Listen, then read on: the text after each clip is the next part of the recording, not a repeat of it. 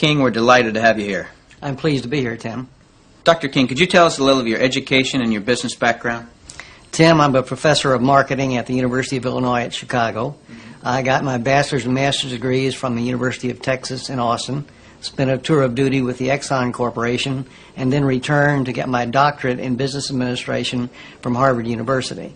More important to this discussion, over the last 6 years, I've been involved in doing research, teaching, and consulting in network marketing. So coming from such a conservative school, and I know you a little bit and I know you to be very conservative, what caused you to look at network marketing to begin with? In 1990, we had a major economic recession in the United States. The Midwest and Chicago particularly were very badly hit. As a result, the interviewers stopped coming to campus.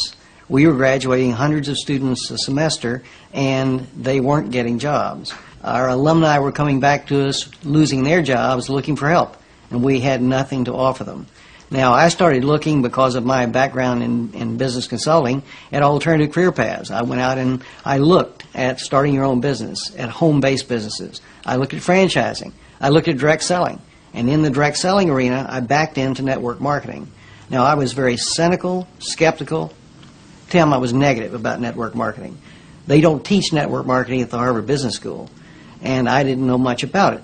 The end result was one of my students who was on the team asked me, "Why are you so negative about network marketing?" I looked at that young man and I said, "Son, I know enough to know I don't want to know any more."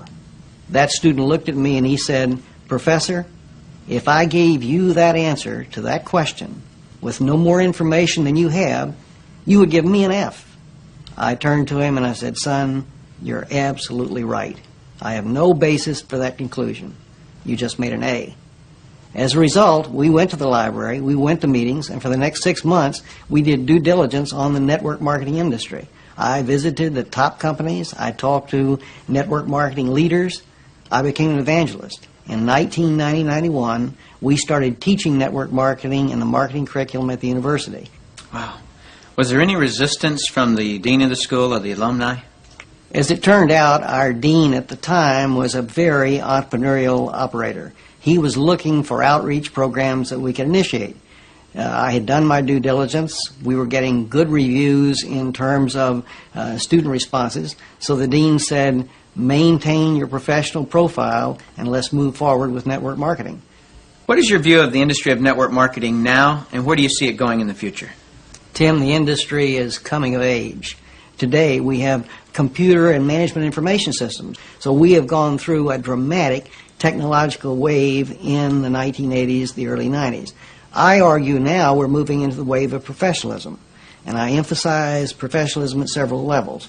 Number one, we are seeing more and more professionals, physicians, dentists, attorneys, CEOs, college professors, going into network marketing.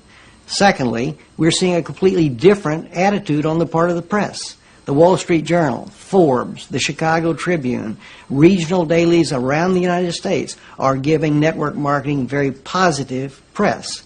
On the other hand, the universities are accepting network marketing as a legitimate channel of distribution. The University of Illinois Chicago has offered the first certificate seminar in network marketing in the history of the industry. The University of Houston is going to be sponsoring network marketing as part of their outreach entrepreneurial programs. We are seeing more and more community colleges setting up network marketing courses on their campuses. So I see this industry growing dramatically over the next 10 years. It's currently a $20 billion industry in the United States.